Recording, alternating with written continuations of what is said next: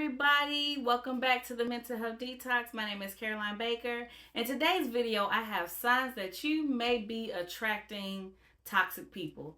If you find yourself always connected to people who drain you, they always got some type of crisis or commotion going on that they need you to intervene or need your feedback or just need you, and they do more pulling and taking from you than pouring and uplifting you, then there's probably some things that you're doing that's attracting these types of people. So understand this: toxic people are drawn to certain types of traits and behaviors.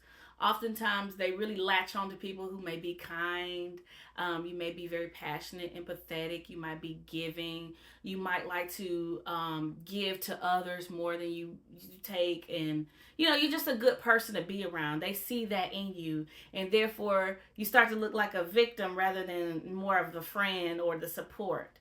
And so here are a few things I just want to highlight to you that if you're doing these things, correct these behaviors immediately, because these things are what is attracting toxic people to your life. So trait number 1, you are a people pleaser. If you struggle with saying no, manipulators, toxic people may see you as an easy target.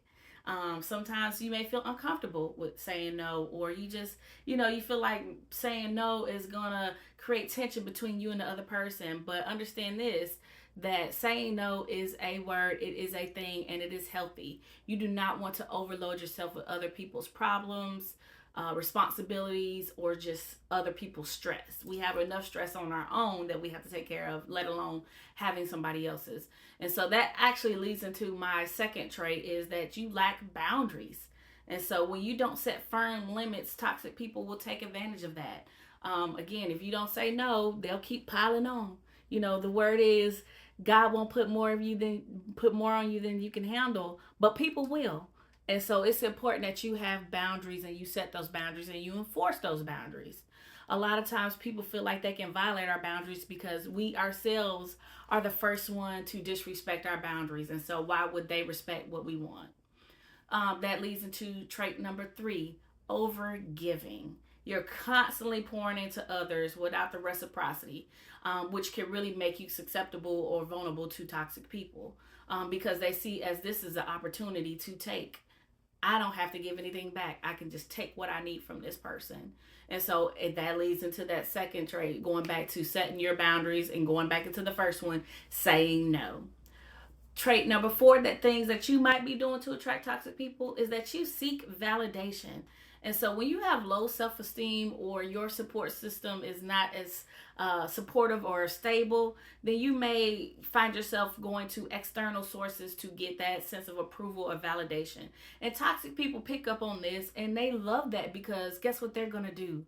They're going to validate you and make you feel good as long as they're getting. And so as long as I can keep poking this bear and getting what I need out of it, making her feel good or making him feel good about what he's doing, which in the long run is not, I can get what I need. And so I'm going to validate him, reassure him, and making sure that they are feeling as good as they can so they can keep giving. Trait number 5 that you may be doing is that you may fear conflict. Understand this: conflict is a normal part of life. Addressing conflict is healthy. Do not run from it. If you avoid any type of confrontation, guess what that tells the toxic person? That they can push you to your limits, and you won't push back. You won't defend yourself. You won't stand up for yourself. You won't do anything about it but give in to what they're asking. And again, going back to all those other traits, you're not going to set boundaries. You're going to overgive. You're going to find yourself just in a real pickle. And, it's important that you understand that when it comes to conflict, move towards it, address it, talk about it, set your boundaries, enforce your boundaries, and also know when to say no. This leads into my last tip number 6, ignoring red flags. I have been guilty of this because, again, we're good people. We see the good in people. We want to love them. We want to help them. We want to nurture them. And so we give them too many chances, or we make excuses for their bad behaviors, which invites more and more toxicity. It's like we don't hold them accountable for how they're acting.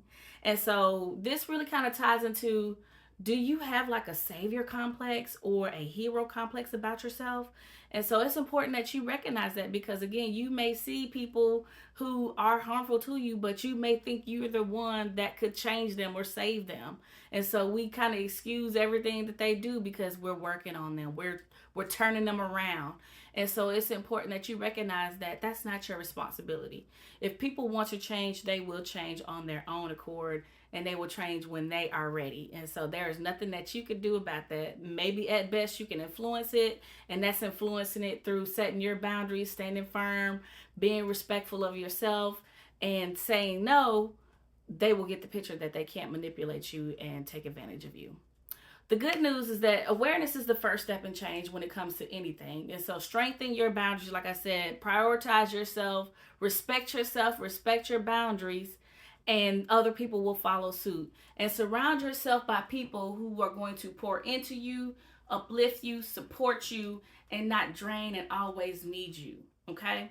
So I will leave y'all with that. I will check y'all on the next video. Check out the mentalhealthdetox.com. Don't forget to like, subscribe, and share this channel. And I will see y'all next time.